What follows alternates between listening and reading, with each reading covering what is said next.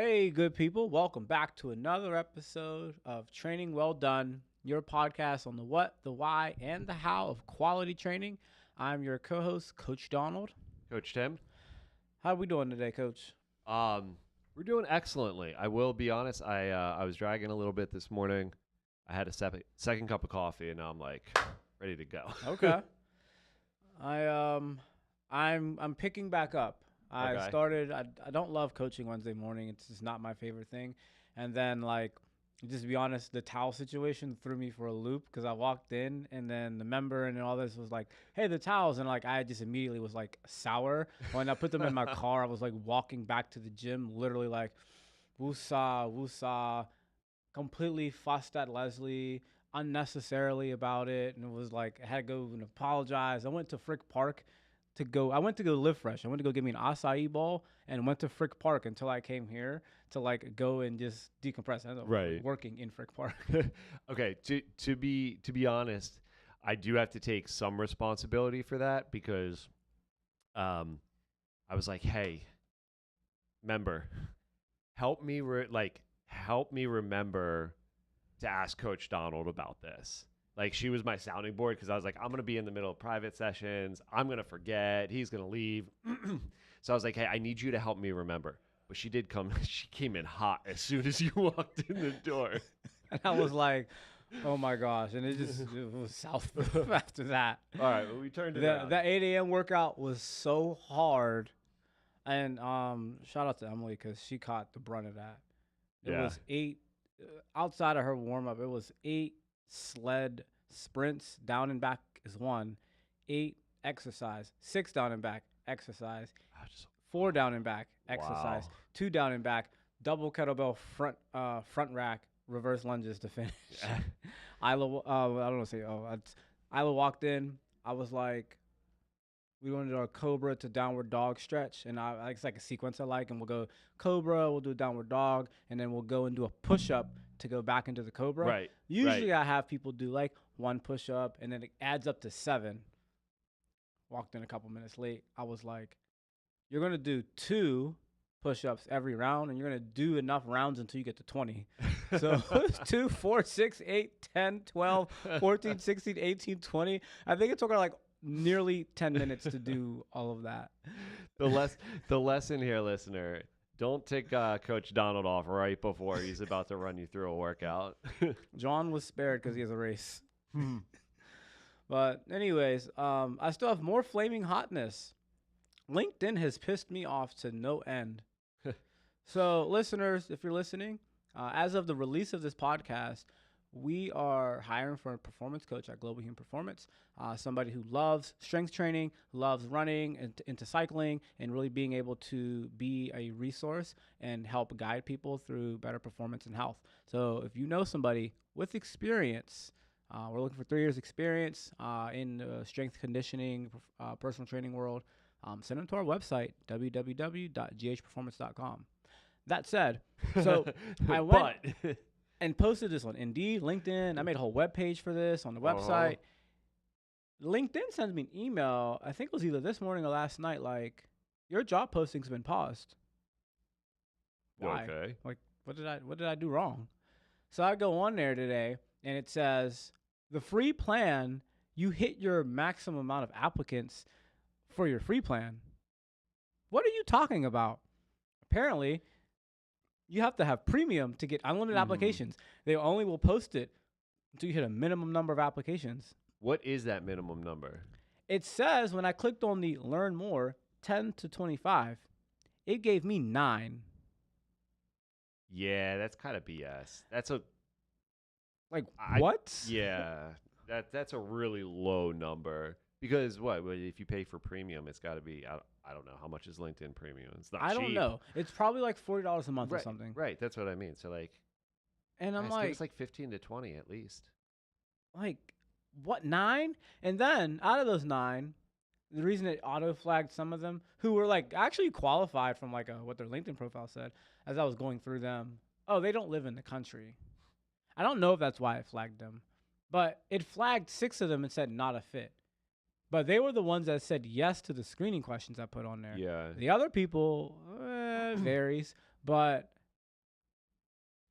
do those 6 then count against Yes. the total 9? Yes. Oh yeah, that's not. So I got 3 that LinkedIn said were good candidates. Yeah, no, that seems like a design flaw to me, Oh my gosh. or just a way for them And I've already price hated gouge. it for years. I've hated it. It's such a the website is just brown nosing, and I just don't like that. Right. And then you want me to pay to brown nose? Right. Absolutely not. I've never really used the platform. Like, I'm on it. I have a profile. I can't tell you the last time I logged in. Yeah. I don't know. I'm sure it's good for something. I haven't found out what that use is quite yet. I have all over my pants. I've been finding like mud and stuff on my pants. Where is it? All morning. We're wearing- It's like mud. I think maybe from the bike. Yeah, I spilled acai bowl on me. We have almost the same pants again. Mhm. So mine's have the zipper. Oh, Anyway. these have lasted forever, and I put them through. Like, I put them through it. I think I've had this is my second pair. I think I got the first pair like 8 years ago. Yeah. No, 9 years ago maybe. Yeah. I've only had to buy 2 pairs of. I used to be that guy that was like, oh no, like Lululemon is super bougie, blah blah blah. But if the pants last for a decade, and I'm like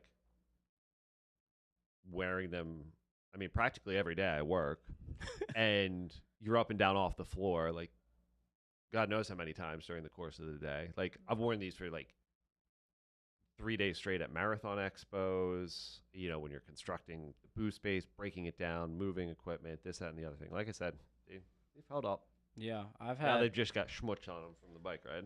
I'm pretty sure my Lululemon clothes are like good for like 6-7 years of me wearing them like twice a week almost. Right. Like I wear this stuff all the time, and I'm like, and I would buy Target stuff, and it would rip, and I'm like, but the Target sweatpants were like $31, and I'm like, oh, let me get that, but then they'll rip like a year and a half later, and I'm like, oh, I don't feel like going back to the store. I'm like, and I look at the Lululemon like, I don't want to pay $100 something. Shout out to my friends who are ambassadors. I get a lot of Lululemon for free. They bring me in for fittings, and I'm like, yeah, let's go. But then like my one friend, he's brought me in a couple times for fittings, so like I go and buy extra stuff so that they don't feel like I'm just kind of mooching. But like on the same point, I have these khakis now, and I'm like, just a year ago, I went and bought khakis at like, I don't know, just like maybe it was at Target. I don't know. I bought khakis, and then they didn't always fit great. So I got the Lululemon khakis, and I'm like, I literally don't wear the other khakis I bought. Right. I just keep wearing the same pants from there because like I could run, squat, or do anything on a moment's notice. Well, that's and the still thing. look professional. And still, yeah, that's the thing. Like, the versatility is like, I don't have to worry, if I needed to go for a run, I don't have to worry about my pant legs flopping around because these are like the hybrids, right? If I can jump on the bike without having to roll it up and tuck it away. And it's just like, I was even saying in the gym earlier this morning, I was like, these are great because when I demo an exercise, like, you can see what I'm doing. You know what I mean? Like, even though they're black, like, you can still see when I go and like, bend my knee at a certain angle, you can see that my knee is bent at a certain angle, right? So it just really, I mean, for what we do, it's great stuff. Yeah. This is not an advertisement for Lululemon. Absolutely not. But if Just, Lululemon wants to give us money and shout out. clothes, we'll wear it. But all right. Anyways, you have your own coaching moments you want to share. I didn't have a coaching moment. I just had a vent. Just a gripe. What do we call it? A gear grind? Yeah. Yeah. Well, let me think. I don't know. I don't have a good gear grind. But I do have a good coaching moment from this past Monday's trackside session. I had the guys just doing some striders, right, to get loose, to get ready for the race. And I was coaching them through how to execute something like that, right? Because they're gonna think, oh, it's just like a sprint, right? A stride is fundamentally different than a sprint. And as we were cueing the movements and going through the session, because I was running with them, I was talking about like the mechanics and like why we're doing this, right? And what to focus on while we're doing it. And I dropped just a cue about like arm swing. And after the fact, one of the athletes that was working out with us he was like, it was like that one cue, which I thought was probably the least important out of everything that I was saying. He was like, that's the one that like made the workout make sense. And so I was like, oh, cool. Yeah, like that's awesome. I'm glad that happened. And then I was reflecting on that conversation a little bit and just thinking about like how, as coaches, we're always guiding people through these experiences. And you never know what will resonate, right? You never know what that athlete's going to remember. So yeah, not a shout out to any one athlete, not like some groundbreaking performance, although I'm sure we'll have some of those in Cleveland this weekend. So we'll report back on that. But just a reflection on like, just to be diligent about what you say and how you say it, because you never know what's going to land and what won't. That's a great point. I'm still sometimes surprised at the things that I say that I think are going to be the things that stick. Like Right? people are like, "What did you say 2 weeks ago?" And they'll remember something that I've completely forgotten about. Mm-hmm. And sometimes it's years. Like I've had people say, "Hey, that one thing you said years and years and years ago, like that's my mantra, during a long run." Mm-hmm. Wow, I like that's. I mean, that's cool. That's Actually, cool. That's wild. Um, I had a moment like but- that last year. I was at the Baldwin Invitational, and one of my kids, she just finished her freshman year at Emory, and she runs like the 4 and the 8. She ran the 800 at Baldwin, and I'm up in the stands, and she runs up after I think she won or got second. She ran like, what did Sarah run? 2:15, 2:16 or something like that. Runs up to the bleachers like, Coach Donald, I just wanted to tell you that we talked about this part about how to take the third 200, and like I really took what you said about the backstretch back there. This was something I talked about to her maybe a year before that. okay. Maybe a year and a half before that, and she's like, yeah. And I really took it in mind in this race, and like I was able to run that big PR and get this medal, and like I'm sitting up there with my coach, and because he doesn't know this kid from a can of paint, because she's a kid from the gym, and it just comes out of nowhere. And I was just like, yo, I was just so excited, and she just came up there like glowing about that, and I was like, I didn't even remember what I told her from a year and a half ago. Right. It does kind of make you feel validated, though. Like, okay, people are paying attention. They are listening. They are putting this into practice. Yeah. I'm not just, saying words. That story reminded me. If you don't want to get into this right now in this episode, we don't have to. But at some point, we should recap city championships with Shakur's. Oh yeah, Little I think that's performance. in our next one. Okay, got it. We'll do that. That was awesome. So for this episode, people, we're talking about the aerobic system. This is our last episode in our series on the energy systems and metabolism. So we're going to learn about what the aerobic system is, how it functions, stuff that you are probably, as a listener, going to be somewhat familiar with based off of who we know we have in our audience. Mm-hmm. Some common myths, though, and things that people mess up. One, a lot of people believe that the aerobic system is not needed when you do a power sport. I want to tell you that that is false. Shakur might be a great actually example for that. When it comes to power sports, there's a couple of big things that I want you to think about for why you need a developed aerobic system. One, when it comes to being able to recover from training, let's say you're a sprinter, or maybe you play like basketball, which I don't think people mistake basketball for needing that. But let's say you're like a sprinter, or you like to do maybe tennis. These types of sports require, yes, very high power outputs. But in order to get through the training, you need a well-developed aerobic system to just rebound day to day from training sessions. And within that training session, you're going to have multiple rounds of whatever high intensity thing you're doing. So let's say for a sprinter, we're going to go out and it's maybe an intensive tempo day where we're not working on top end speed. Maybe we're working on fitness for the 200. The 200 is mostly an explosive race. If you're not explosive, you are going to struggle running a good 200. But you also need enough fitness to handle the training for that, because if coach is like, hey, we're going to go run 6 150s. Actually, this is one of the workouts I have for like our peaking part, right? 6 150s. And you got to go, we're going to go from the beginning of the 200 to the middle of the straightaway for the first few. And then we're going to go middle of the curve to the finish on the last few.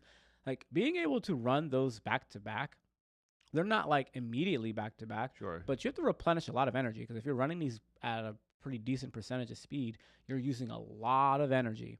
And if you remember from our last episode, our body wants to go back to producing energy aerobically as soon as possible. So the moment you stop moving, your body is trying to shift back to using its aerobic system to replenish your energy. If it's poor, let's say we're trying to get through the workout and we're trying to do these 150s on like a 4 minute rest, you are either going to not finish all six or need a much longer rest, or they're going to just be bad reps because your body hasn't replenished its energy fast enough. And we can see that when sprinters, even if you just focus on, talking about Shakur, like the 1 and the 200-meter work that whole time, the built up fitness of doing, smaller aerobic work, not like running 3 miles, but maybe it's work on the rower. Maybe it's stacking a bunch of gym sessions that are somewhat up tempo.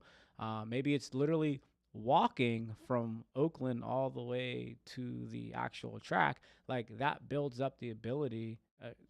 I'm kind of being a little bit petty about the walking part, but it does matter to an extent. It matters. It matters. And being able to have a big enough engine to recover from training well, handling a bunch of races, and being able to have that energy system support you. Yeah, and I mean that's a great distinction, and it brings us to the next myth that we're going to talk about. Like the you can develop an aerobic engine by doing all of those little things that you just mentioned. So for like someone who doesn't like to just cycle or run and do so at an easy, relaxed pace, when they're I think of the programming we have now in the gym, all that circuit work, right? Like that's certainly helping as well.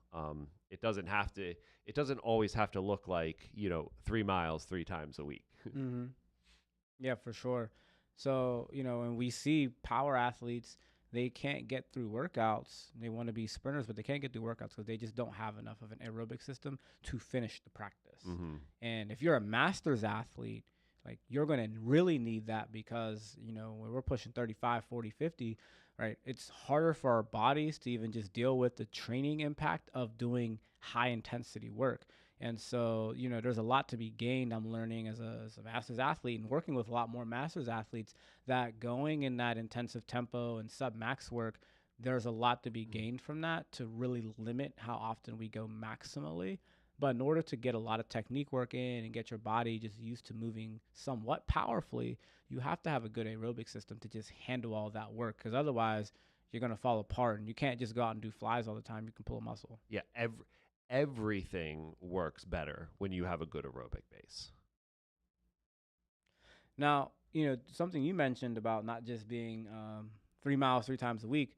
One of the other myths, aerobic work doesn't have to simply just be running or cycling slow. Imagine, there's a lot of things you could do to just work on developing that, whether it's maybe it's walking hills. I was just going to say, you said you were just at Frick Park. Like, yeah, go for a walk in Frick Park. That'll do it. Rucking. What else? What else would you recommend people to do if they're just trying to do low intensity aerobic work? That's not just like, oh, go out and jog for 30 minutes or ride your bike. Yeah, I mean, you can use pieces of fitness equipment if you want. I like a brisk walk. I am a huge fan of walking. We don't have to explore this now, but one of my little sayings is walking is the key to running. And we can explore that later. But go for a brisk walk on hills in Frick Park. Your heart rate's going to be elevated. You're not going to feel, like you're gasping for breath or maybe even out of breath, but that's still low end aerobic work. Oh, yeah. So the other thing to think about is aerobic training is just good for life. When we think about just having vibrancy in life, Mm-hmm. I think up here is being able to sprint. If you're a grown person, you can go out and do some sprints. Like there are a few things that make you feel as alive as sprinting that isn't like chasing some sort of adrenaline kind of rush. But being able to have a good aerobic system, like you just get through the day better. Right. Like work is hard, family can be challenging. Like sometimes you have a lot of commitments, and if you're a busybody, you just need a good aerobic system to just get through all that. You see people and they're like tired and they're struggling to get through work or they're struggling to get through whatever. And sure, they might have a mental health issue or something like that. But a lot of times people are just like not fit enough to get through the day. Yeah. When we say this, I think like it's we're not just talking about sport here. Like we're not just talking about performance, and we're not just talking about sport. Like being able to climb a flight of steps to get up, from street level to the recording studio without being out of breath is like a good thing. Yeah. Right. To your point, and we're gonna unpack some of the chemistry here, but it's like, maybe if you are feeling drained, you're thinking, oh well, it's because I have a stressful job or lots of family obligations, or like, but if you're fit or have some degree of fitness, all that stuff is going to feel easier. And I actually, I had a conversation with Anthony the other day in the gym, and I was saying, he's got a busy, stressful job, Oh yeah. right? And I was like, how do you do it? And he said, because I do this. Hmm. Because he shows up to the gym 3 times a week, and that supports everything else. Like he's not out there running races. He's not out doing powerlifting competitions. He's not out competing. He's not actively participating in a sport. He's just training for life. Yeah. And if you have your brain uses up a lot of energy. Mm-hmm. So if you have a lot of decisions you have to make, you got to solve problems all the time. Maybe you have to go from here to there. So you're constantly going, up and down the stairs. You got to go in and out the car. You got to drive here. You got to go there. Like all that stuff takes up energy, and your body has to replenish that. And if we talked about VO2 max earlier, right? If your VO2 max is like 20, 25, like it's just hard for your body to get enough oxygen to go everywhere, and like it's just going to be hard to make it through the day if moving around costs and thinking costs so much energy. Like it's going to take your body longer to replenish that energy, so you're going to be just really tired for like everything else. So it's important just for regular life. We're going to get into our deep dive. We're going to do our last hit of ATP. Every episode we have gone over what ATP was. So if we know you've been listening to the episodes, we're going to start randomly pop quizzing you on what ATP is. So remember, it's an adenosine with 3 phosphates, and it is what creates energy once the chemical bond is broken between one of those phosphates. So you take the ATP with water, it's called hydrolysis, and boom, it splits up and you get your adenosine diphosphate, inorganic phosphate. You get your actual energy release. You may also end up with some hydrogen ions. But when you are doing high output activity, you end up having a big turnover of this. But at rest, right now, while we're sitting here, our bodies are primarily using our aerobic system. If you remember, our body doesn't really store a lot of this. You have some sitting latently on your muscles right now, but it's always being used. It's really well regulated by the body, and like having too much would mess up the balance of the cells, a whole bunch of chemistry stuff that makes it so that you don't just have ATP just sitting everywhere. But what you do have is the fuel to make it, okay? So that's your phosphocreatine, your glycogen, your fat. Your body will break down all protein and all sorts of things to be able to figure out how to get some ATP out of it.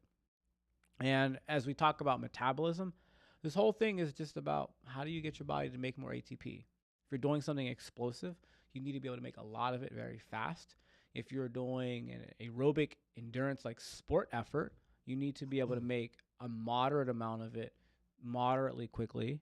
And if you're just sitting here recording a podcast, you need to make enough to get through.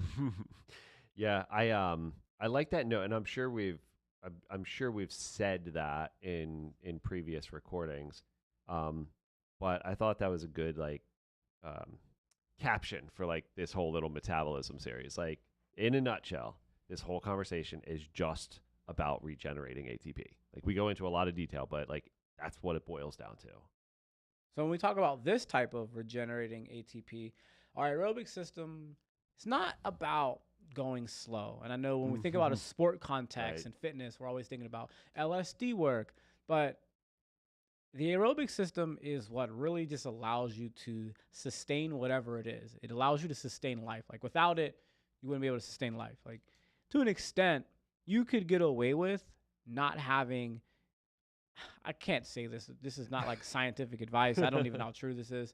But anecdotally, to an extent, you can get away with not having much of a phosphocreatine system. You can get away with that. I don't know what would entail in a human's life if they didn't have that, so I don't want to say that too strongly. But what I can say very strongly is if your aerobic system is very poor, things don't work.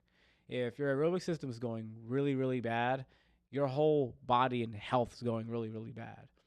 If you are very unexplosive, your main risk is probably not being able to catch yourself from falling because your reaction time is too slow. But that's a problem that you can have way later in life. Yeah. If your aerobic system is really bad, this is a problem that you're going to have when you're young.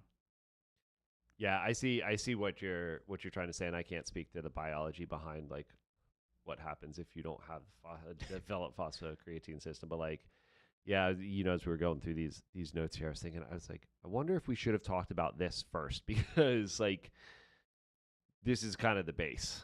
Yeah. Being able to have this supports everything else. Right. It supports how well your phosphocreatine system does. It supports how well your glycolytic system operates. And it supports how well you do pretty much any activity. Now, when it comes to sport, it's the predominant system that you're going to use when it comes to running, when it comes to cycling, swimming, hiking, generally things that are steady state. So if you're doing something for 30 minutes straight, an hour straight, 20 minutes straight, 3 hours straight, if you're doing long intervals, let's say you are running a couple of, a really advanced workout might be 10K repeats or like a 5K repeat workout. Like if you're doing these long intervals, you are going to need to use this system to be operating at a high level to get through that stuff. And you're going to make sure you need a lot of sugar on hand to make sure you can get through that. But it's used all the time. Now, speaking of sugar, our aerobic system, surprise, surprise, uses glucose and glycogen, but it also uses fat a lot, and it also will use protein and oxygen. Your fat's mostly used at lower intensities because it takes a long time to break it down in beta oxidation. Whereas when you get to higher intensities, your body's going to mostly use carbohydrates to fuel that. This is why, and I might be jumping the gun here, but for like someone who's just coming into fitness with the primary goal to lose weight, that's why the low aerobic efforts are so important. And I think that's what people miss sometimes. As like, okay, like I'm for whatever reason inspired to get healthy. I want to get fit. I want to lose, whatever X amount of pounds. Let's go do repeats. As like just because the energy, just because the output is higher doesn't mean it's accomplishing what you think it's accomplishing. Yeah. Like set aside 20 minutes every day to go for that. Like set aside the 20, 30 minutes every day to go for that brisk walk through Frick Park. That's going to do you more good if you're on a weight loss journey. Yeah, it's going to help. Walking through the park like that, it's going to be something you can do every day. You're going to feel good after doing it just because of the emotional effects of being in the park. And, going out and running 10, 100-meter sprints. Maybe you sprint down, walk back, sprint down, walk back. It's a wonderful workout. And at the pace you probably would go at, you would probably stay in a good fat burning zone just over the aggregate. But, that's going to be hard on your body to do a bunch of turf sprints back and forth or even just really fast fast walks or fast runs on the turf, depending on like how your body's set up. Like you could just go out and walk. And the 20, 30 minutes. then you're taking 2 to 3 days off to recover from that and starting all over again. Yeah, and then you're like, oh, I don't want to do this again. So some other chemistry about the aerobic system. The big thing that separates the aerobic system from the anaerobic system is oxygen. Or your other energy systems that we talked about, they don't use oxygen to be able to function. Your aerobic system does. Scientifically, when it comes to chemistry at least, the oxygen, I'm going to say this in quotes of how this is written down, oxygen acts as the final electron acceptor in the electron transport chain, allowing ATP to be produced. This is why the aerobic system produces more ATP per gram of fuel than other systems. What does that mean? So your body takes your fuel, and we'll say glycogen for this, Okay. and it's going to go through glycolysis, and it's going to break it down. It's going to get the ATPs that we talked about in the last episode. In that situation, the pyruvate that is there then is going to be turned into acetyl-CoA. That's going to go through the Krebs cycle, which is a cycle of a bunch of other reactions that produce more ATP from that. This happens whenever the intensity is low enough and there's oxygen available for this to happen. We say that because when the intensity is a lot higher, let's say you're doing like a CrossFit workout and you're just at the very beginning of that, you might not have as much oxygen available in the muscle cell for it to be able to do that. But as you get into the groove of things, and you kind of get into a steady position, or your intensity just drops to allow for that, the oxygen is going to now be more available, and that acetyl-CoA will go through the Krebs cycle, but then that final byproduct will go into the electron transport chain. And this happens all in the mitochondria. Your other energy systems do not utilize the mitochondria. Your phosphocreatine system happens in the cytoplasm of the muscle. The glycolysis happens in the muscle cell, but the Krebs cycle and I'm pretty sure the Krebs cycle happens in the mitochondria, but I know for sure that the electron transport chain happens in the mitochondria. And so the oxygen molecule goes in there, and there's a bunch of stuff that I don't actually understand about how the electrons interact to create an absurd amount of ATP. An absurd amount. I'm going to type this in because I should already have this up, but per gram of carbohydrate, is it per gram or per calorie? Give me a second. Pretty sure it produces like 36 ATP for glycolysis versus like 120 something in the aerobic system. I think it's per calorie. I might be wrong on that. I was thinking, yeah. Yeah. Hold on. Carb. Anyway, the distinction is just so crazy. It's exponential. All right, perfect. So per molecule of glucose, that's what it is per molecule. Okay. The anaerobic glycolysis only will produce 2 ATP without needing oxygen. And the aerobic metabolism produces 30 to 32 ATP. So it's 15 times as much energy that you get. Mm-hmm. That's huge. Like, just so much more. It just takes longer. It just takes longer. So that's something to think about, right? The challenge is that it takes longer, but you get a lot more energy for that, which is why you can sustain activity with your aerobic system. So you have glycolysis, and then whenever the need for ATP turnover from a speed sense is lower, that's part of the intensity part, right? So I'm saying different things, but a lot of them mean the same thing.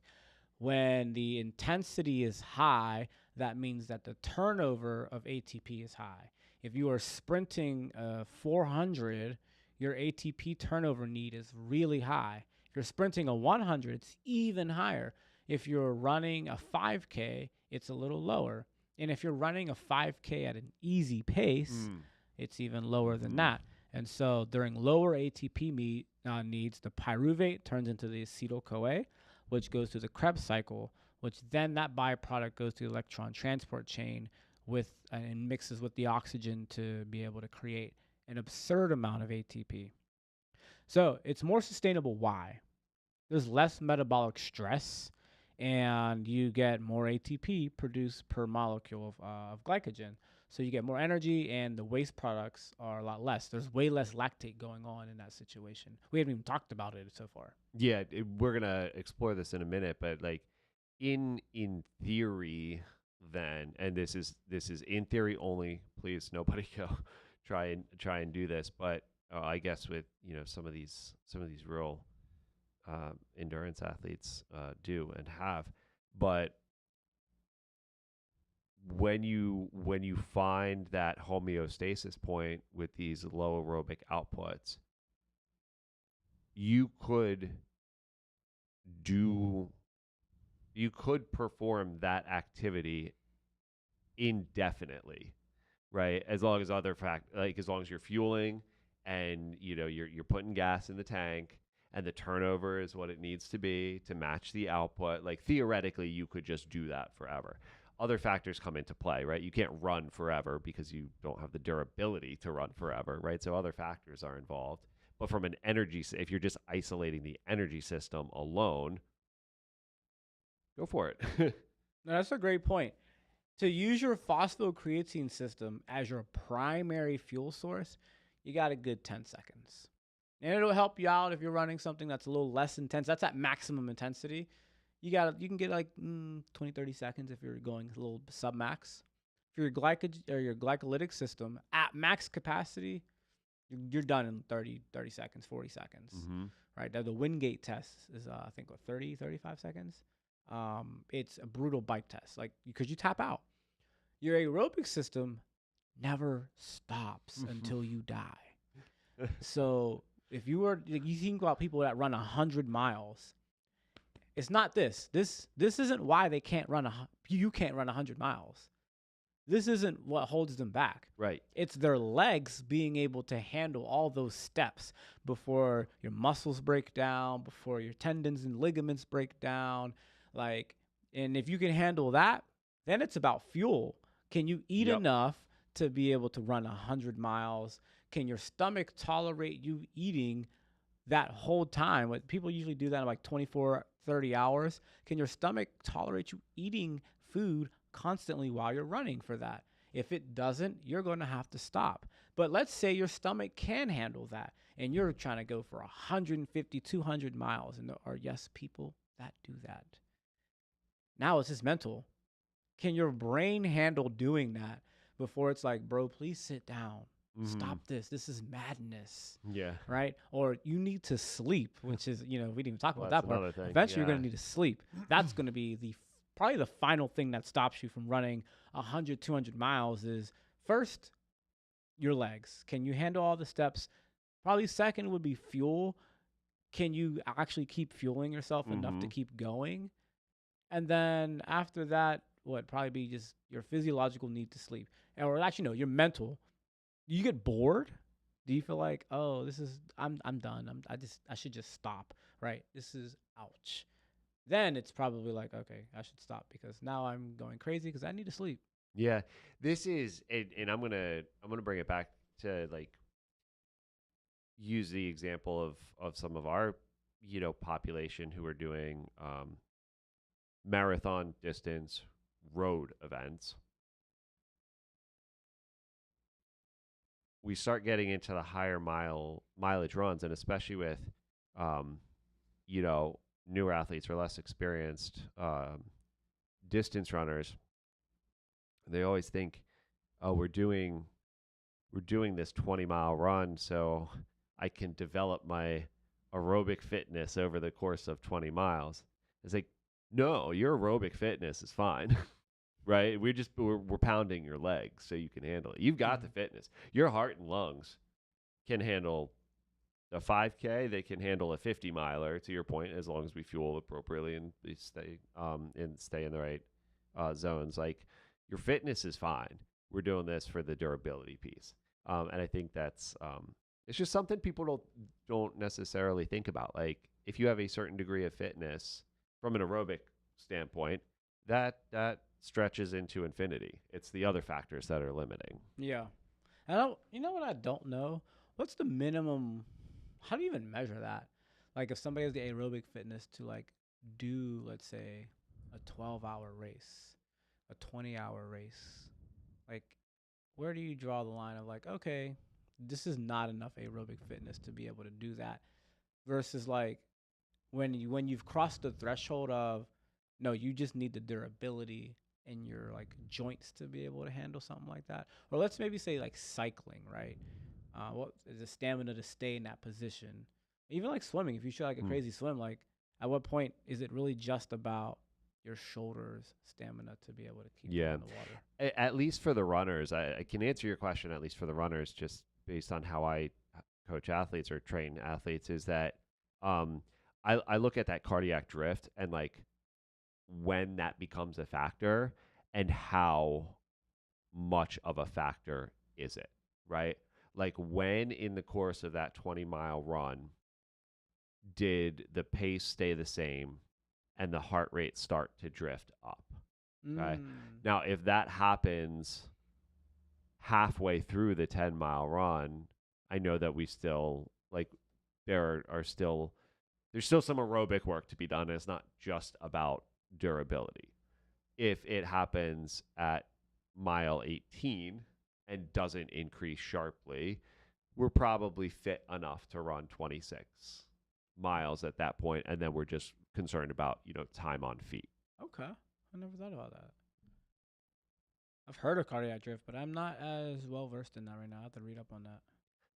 Yeah, and I mean it's always tough too because And make sure it's not about fueling too. you got to make sure it's not about fueling. You got to make sure it's not about environmental conditions. You got to make sure that it's not about like topography, right? So there are factors that you have to control for, but primarily speaking, that's how I know it wasn't a direct question, but I thought maybe the listener might be interested. That's sort of one of the metrics that I look at for the distance runners is like when, where, and how does this happen? Yeah. Now, something else to think about is mitochondrial density. So we talked about like your mitochondrial system being able to. Sorry, somebody was calling me at the in that call. Let me try this again. I didn't put my phone on do not disturb. So we think about mitochondrial density. We talked about this, I think, in the glycolytic episode, Yeah. because whenever you get into like running these fast 5Ks, 10Ks, hard cycling events, you're doing maybe a quarter mile swim, right? When you're just doing something competitively for speed, you are going to need your glycolytic system to be able to help you out, and your aerobic system also needs to be able to operate at a high level. There's having an aerobic system that can get you through the day. Then there's having an aerobic system that can get you through performance. Mm-hmm. And to get you through performance, you need a lot of mitochondria. And what does that mean? Per molecule of fuel, your body can get more ATP out of that. Let's zoom out from molecule fuel. Per gram of carbohydrate that your body is going to break down, if you have more mitochondria and you have more blood vessels and you have a stronger heart, those three things mean that you will be able to use more of that gram of carbohydrate for energy than, let's say, before, if you had half of that. Remember, as you build your aerobic system, the adaptations are largely your heart gets stronger, so it can push more blood through your body in one squeeze. You get more capillaries, so that's more blood vessels that go to the muscles, which means that per every one of those squishes, more blood can get into more parts of your muscles, right? So your muscles are, look at my fingers right here, and there's blood vessels that go around them. As you build your aerobic system, you get more and more blood vessels so that more parts can get blood there, which means there's more oxygen getting there. And if there's more mitochondria, that means you can do the electron transport chain and all that crazy electron stuff that goes on, and you can have absurd amounts of energy, which then means your perceived effort at any given speed plummets. Because if you have all this energy to run at a 6 minute pace, 6 minute pace stops feeling so hard, which then means you can step it up. Yeah, and then you can train hard. Yeah, that's exactly it. It's like the holy trinity of endurance athletics, right? Is the capillary distribution, the mitochondrial density, and stroke volume. Oh yeah. It's like the triad. Yes. And so like those are the things that you want to be even thinking about as you're improving your fitness. Let's see. A couple of this housekeeping items to share with you. Fat and protein. How does fat get converted into energy? It's a process called beta oxidation, where basically your body breaks down the fat. There's a triglycerides, and that's how it's stored in your body. And it breaks down the triglycerides that immediately go right into the acetyl-CoA and goes into the Krebs cycle and goes into the electron transport chain. So your body's not doing glycolysis with fat. It doesn't it doesn't do that. It goes right into the aerobic system once it breaks it down. Protein, there's a few different pathways, and some of that stuff I'm not as familiar with. The one main pathway that I understand is glyconeogenesis, which is one of the main ways that it goes through that. But even with that, there's different pathways, and I imagine that varies based on the amino acid type. But you don't want to deal with this, because if your body's breaking down protein for energy, you, my friend, are in a dark place. You're in trouble. And you should get out of that dark place. Now, let's talk about capacity. Let's talk about some fatigue. We've kind of talked about a lot of this, but we're going to kind of go through here. So how it differs from fast glycolysis, of course. Your aerobic system produces ATP slower, but it can maintain it much, much, much, much longer because it uses the oxygen and mitochondria, so you just get way more energy.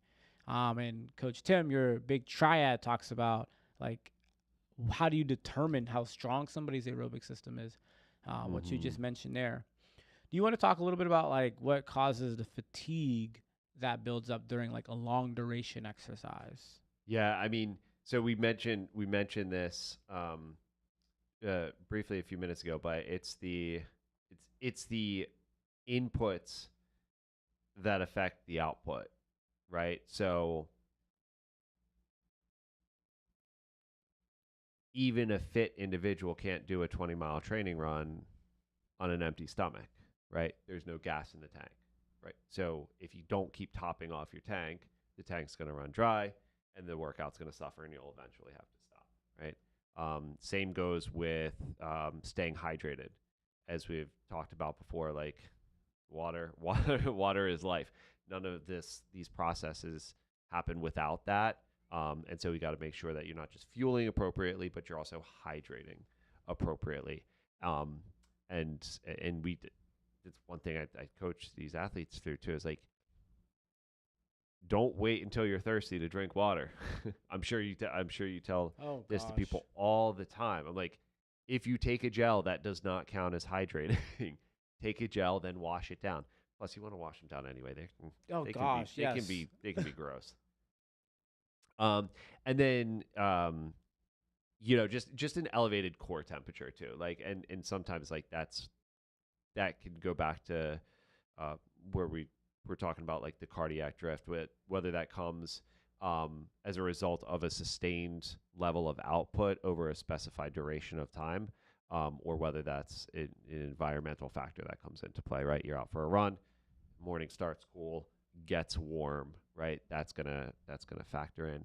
And then I'm curious, I'm going to toss this back to you, because I think I might know what you're getting at here with this last bullet point here, the central fatigue. Is that in your mind, is that like the mental piece of it? I think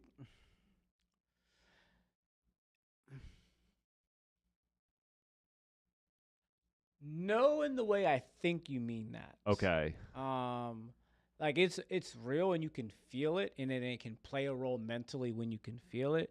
From to my knowledge, central nervous fatigue is not as pinned down in the knowledge base that I'm aware of just Mm-hmm. yet, but it is like um, a decrease in the efficiency and how well your motor neurons will work to be able to get powerful signals Uh-huh. through. That can happen when you do a lot of intense work, and that can, kind of dull things out. Or if you just do an absurd amount of volume, like you're not going to exactly be too springy and powerful after a 20-hour run or a 20-mile run for that matter, even if you weren't going very fast, notwithstanding your joints being able to handle that. But your body's just going to be kind of turned down a little bit. That's the okay, I'm over it moment, right? Like I'm fueling well, I'm hydrating well, conditions are perfect. I'm just I'm just over this run right now. That's the nervous system fatigue, Yeah. right? And Yep. that's why you And don't want to. everyone's experienced that. Mm-hmm. Don't tell me you haven't been in the middle of a long run or somewhere in the course of a long training run and just been like, I don't know what's wrong, but I'm just like, I'm done, man. Yeah. That's why you don't want to train too hard right before a competition, because you need to make sure you show up on race day jittery. Like Mm-hmm. almost like you just Shaky. had too much coffee. Like, oh Yep. my God, I just need to get this energy out. Yep. You need to save that for the race day. So let's talk about some training applications. Some types of training, Coach Tim, that helps best develop the aerobic system. If I was like, hey, how do I build this up? What should I do? Um, steady state, like we mentioned, um, and the duration for a steady state effort is going to be athlete specific. Obviously the beginners, you don't need a super high dose. Experienced athletes, longer distance runners, you are going to be want to be out there for hour plus 2 hours plus. And you can also use the long intervals. I think you mentioned like 5K, 10K intervals earlier. Like those those are great. And they can also help keep the workout interesting for Those are crazy workouts. for people. So I was only noting them because they were insane.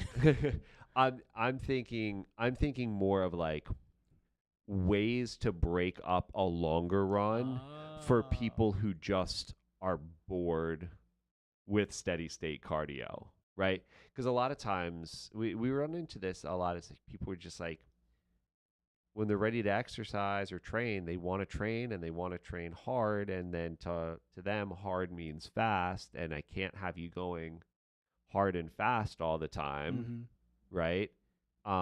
But maybe if I give you the creative license to say, hey, like you can get a little spicy for like the middle part of the workout.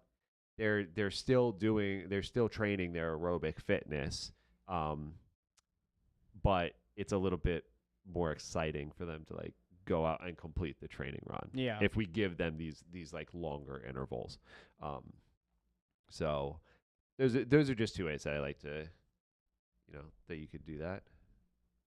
Now, something to think about is how our body adapts even somewhat differently to those when you're doing, let's say, a steady state effort, particularly a steady state effort that's low intensity versus some of these intervals, coach, that are slightly higher in intensity. Many times, let's say if you're going to go for a 40-minute run, or maybe you're going to do like a 5-mile run, just steady. But you're like, you know what? I want to do like a bunch of 1.5-mile repeats or 2-mile repeats.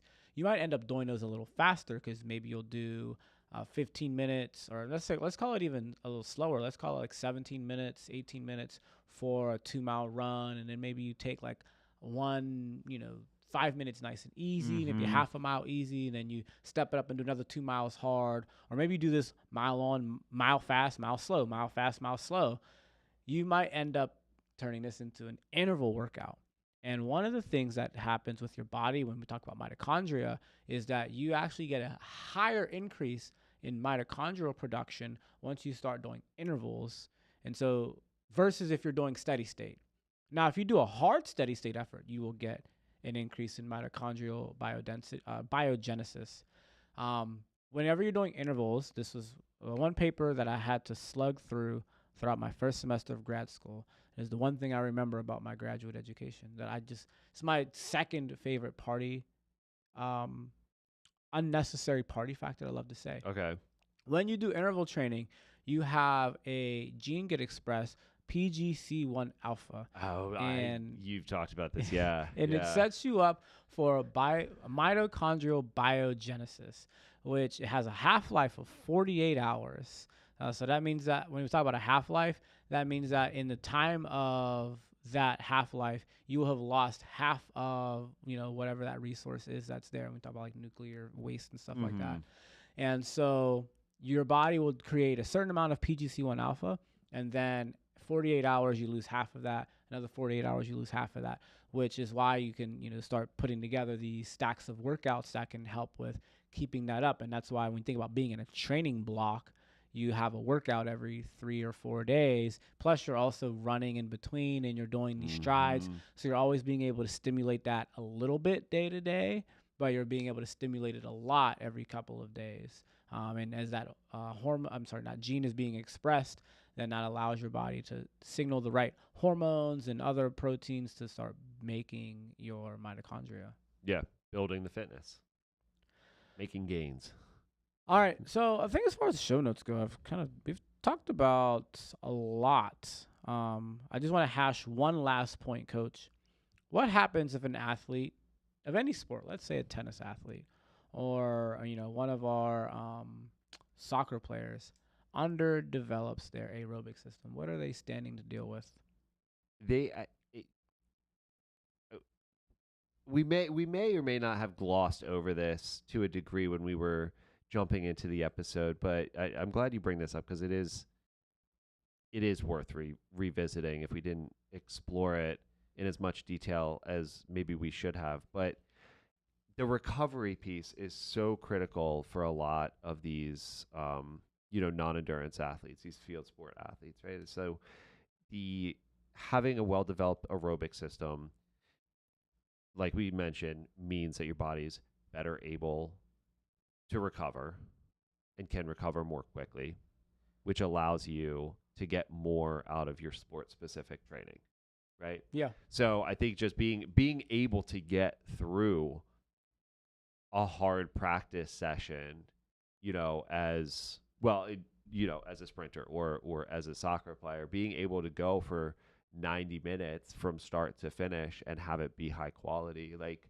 you're just getting exponentially more out of that training session than someone who does not have a well-developed aerobic system and who might perform the same workout but deteriorate over those 90 minutes. Does that make sense? Yeah, that makes sense. Definitely. And if you're deteriorating, then your quality of play is going to go down. Yeah.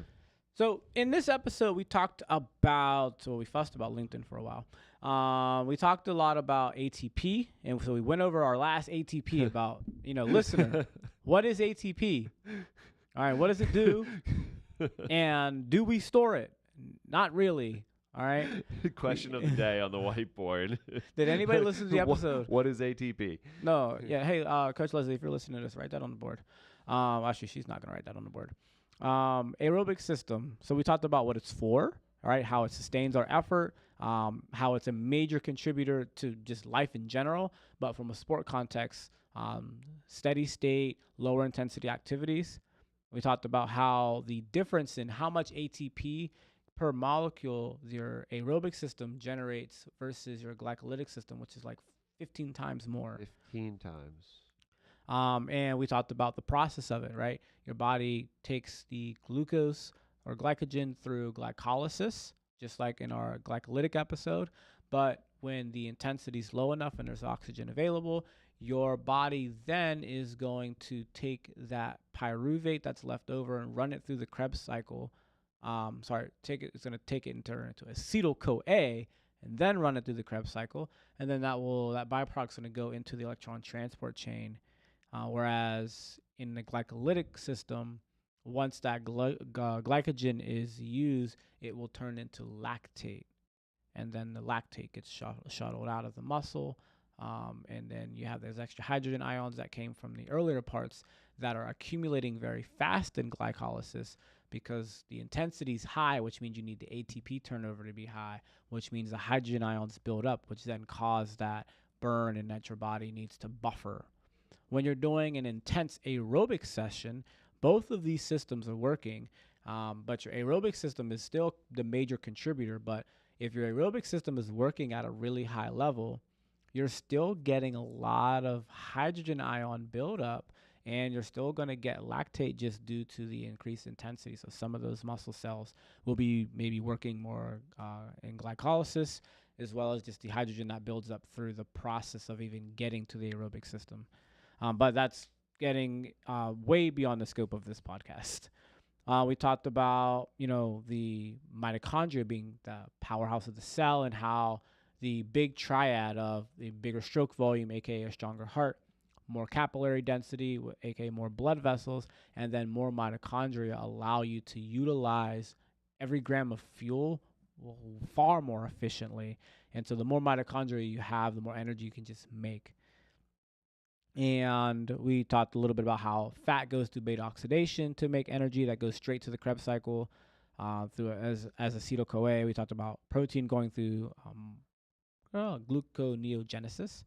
And we talked about some training adaptations, about interval training and its adaptations versus steady state work, and why you are going to need this to be able to get through the training sessions that you're going to go through in your field sports, whether it's for soccer, field hockey, football, tennis.